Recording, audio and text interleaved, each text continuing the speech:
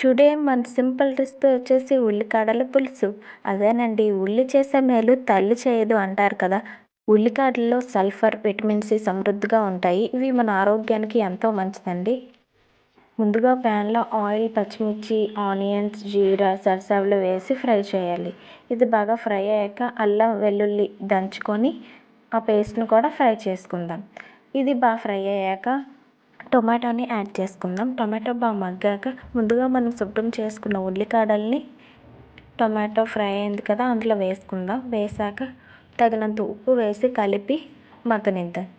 ఉల్లికాడల్లో ఉన్న వాటర్ అంతా ఇలా ఊరాక అందులో కొంచెం కారం, కొంచెం పసుపును వేసి, కొంచెం సాంబార్ పొడిని వేసి కలుపుకుందాం.